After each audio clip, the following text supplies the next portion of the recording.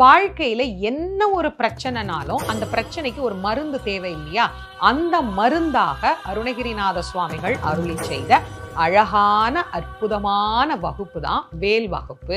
வள்ளிமலை சச்சிதானந்த சுவாமிகள் என்ன பண்றாரு, முருகப்பெருமானுக்கு இந்த வேல் வகுப்பை ஒரு மந்திர தொகுப்பாக மாற்றுகின்றார். மொத்தம் வேல் வகுப்பிலே 16 பாடல்கள் உண்டு.